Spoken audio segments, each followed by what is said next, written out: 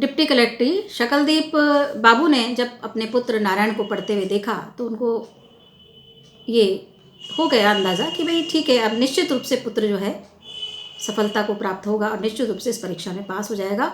और उन्हें इस बात का दुख हुआ कि उन्होंने व्यर्थ में ही बच्चे को भला बुरा कहा, पत्नी को भला बुरा कहा। लेकिन अब वो इतनी मेहनत जब उन्होंने देखा, रात्रि भर वो पढ़ रहा है, तो उनको बड़ा अच्छा लगा। और फिर आकर के बड़े एक वातावरण घर का जो है अत्यंत सहज हो गया। जब वो कचहरी से लौट करके आए तो साथ में उन्होंने क्या लेके आए देखिए। शाम को जहाँ रोज वो पहले की ही कचहरी से आ जाते थे, उस दिन देर से लौटे। उन्होंने पत्नी के हाथ में 4 रुपये तो दिए, साथ ही 2 सेब तथा कैंची सिगरेट के 5 पैकेट भी बढ़ा दिए। वो पूछती सिगरेट किसके लिए, तो वो थोड़ी मजाक करके फिर बाद में बोलते कि पुत्र नारायण के लिए, उसको भाई वो पढ़ता है तो उसके लिए वो लेकर के आ गए। मतलब देखिए इसके अंदर कहानी में कभी सिगरेट भी पी है कि आज ही पीऊँगी, इस उम्र में मजाक करने से लाज नहीं आती। जमुना बोली। शकलदीप बाबू कुछ नहीं बोले और थोड़ा मुस्कुराकर इधर उधर देखने लगे। फिर गंभीर होकर उन्होंने धीरे से कहा, बबुआ को दे देना। और वह तुरंत वहाँ से चलते बने। जमुना भौचक होकर के उनको देखती रही, क्योंकि वो आज तक ही देखते रही कि वे धूम्रपान के खिलाफ रहे हैं सख्त, और इसे लेकर कई बार लड़के को डांट टपट चुके हैं। लेकिन अचानक से ये परिवर्तन उनको बड़ा आश्चर्यचकित कर गया।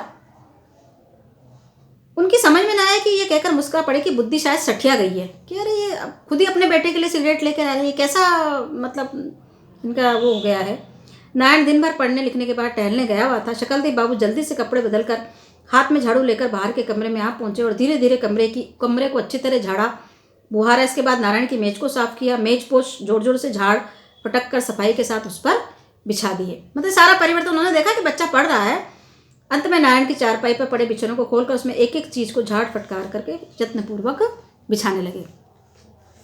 इतने में जमुना ने आकर देखा तो मृदु स्वर में कहा, कचहरी से आने पर यही काम रह गया क्या? बिछौना रोज बिछी जाता है, कमरे की महरीन सफाई कर देती है। अच्छा है, ठीक है, मैं अपनी तबीयत से काम कर रहा हूँ, कोई जबरदस्ती थोड़ी है। उसने कहा कि भाई मैं तो अपनी इच्छा से सफाई कर रहा हूँ, किसी ने मुझे कहा थोड़ी है।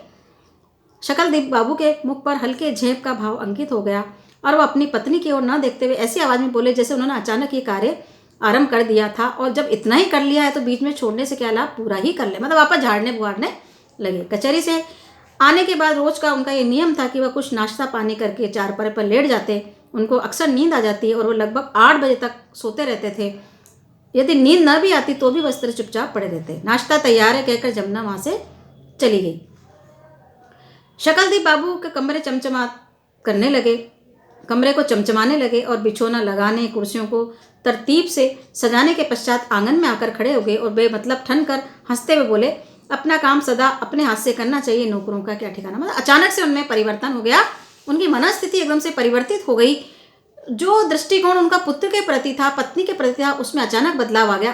किस कारण से कि जब उन्होंने देखा रात भर बच्चा जो है पढ़ाई कर रहा है, पुत्र नारायण डिप्टी कलेक्टर की तैयारी के लिए, तो उनको लगा, एक उम्मीद सी उनके मन में जागने लगी थी कि वास्तव में वो सफलता उसे मिल जाएगी। लेकिन उनकी इस बात पर संभवतः किसी ने ध्यान नहीं दिया और न ही उसका उत्तर दिया। धीरे धीरे दिन बीतते गए। नारायण कठिन परिश्रम करता रहा। कुछ दिन से शकलदीप बाबू सायं घर से लगभग 1 मील की दूरी पर स्थित शिवजी के एक मंदिर पर भी जाने लगे थे। मतलब धार्मिक विश्वास उनका जागृत अचानक से होने लगा। वह बहुत चलता मंदिर था, उसमें भक्तजनों की बहुत भीड़ होती थी। कचहरी से आने के बाद वह नारायण के कमरे में झाड़ते बुहारते, बिछौना लगाते, मेज कुर्सियाँ, मतलब सारी उम्मीद उस नारायण की पढ़ाई के साथ में उनकी उम्मीदें, उनकी जो महत्वाकांक्षाएं आकांक्षाएं जिनकी पूर्ति आगामी समय में होने का वो सपना संजोने लगे थे, वो सब उसके साथ में चलने लगे। बिछौना लगाने लगे, मेज कुर्सी सजाते, अंत में नाश्ता करके मंदिर के लिए रवाना हो जाते। मंदिर में 1-1.5 घंटे तक रहते और लगभग 10 बजे घर वापस लौट करके आते। एक दिन जब वो मंदिर से लौटे तो 10:30 बज गए थे। उन्होंने दबे पांव वसारे में पांव रखा और अपनी आदत के अनुसार कुछ देर मुस्कुराते हुए झांक कर कोठरी में नारायण को पढ़ते हुए देखते रहे। भाई पढ़ रहा है ये देखते रहे, जांचते रहे कि बच्चा पढ़ तो रहा है ना।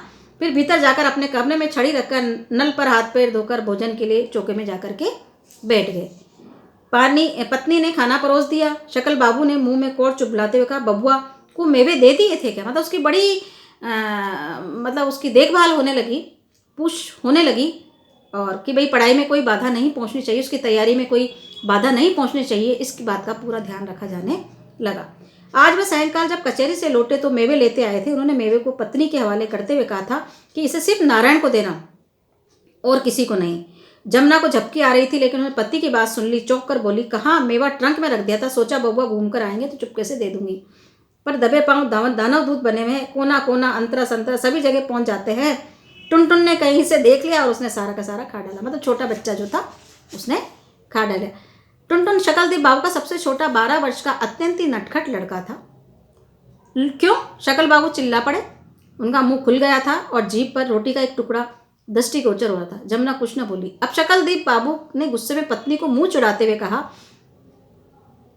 चिल्लाने लगे, मतलब कि भाई जिसके लिए लाए थे उसने नहीं खाया, है ना। एक मध्यम वर्गीय परिवार जहाँ आर्थिक तंगी थी, संघर्ष है अर्थ के लिए, वहाँ पर इस प्रकार के जब चीज़ें जो मेवे उसके लिए लाए थे शकलदीप बाबू, किसके लिए? पुत्र के लिए, बड़े पुत्र के लिए जो पढ़ाई कर रहा था कि भाई इसको ज़रूरत होगी, लेकिन दूसरा बेटा खा गया तो उनको मतलब थोड़ा सा अच्छा नहीं लगा।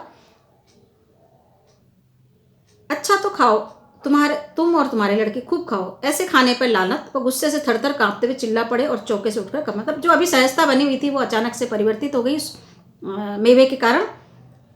लेकिन दूसरे दिन प्रातः काल भी शकलदीप बाबू का गुस्सा ठंडा न हुआ। उन्होंने नहाने धोने पूजा पाठ करने के बाद सबसे पहले काम यह किया कि जब टुनटुन जागा तो उन्होंने उसे पास बुलाया, पूछा उसने मेवा क्यों खाया। उसके कोई उत्तर न सूझा। वो बक्कू बनकर पिता की ओर देखने लगा। शकलदीप बाबू ने उसको कई तमाचे जड़ दिए। अब आगे देखिए कि शकलदीप बाबू का जो सबसे छोटा पुत्र है वो शैतान है, नटखट है, उसकी तरफ कोई, लेकिन जो बच्चा पढ़ाई कर रहा है सारा ध्यान आकर्षित, क्योंकि वो उनकी महत्वाकांक्षा का केंद्र था। उनके जो मन में जो सपने उन्होंने पाले थे उसकी पूर्ति का साधन एकमात्र वो पुत्र नारायण था जो डिप्टी कलेक्टर की परीक्षा दे रहा था। इसलिए सारा का सारा ध्यान उन्होंने उसके ऊपर केंद्रित कर रखा था कि भाई ये अगर पास हो गया तो निश्चित रूप से इस घर के दिन जो है फिर जाएंगे। और इस प्रकार से सारी जो मेहनत थी, सारा की सारी जो परिश्रम था, शकलदीप बाबू उस पुत्र के लिए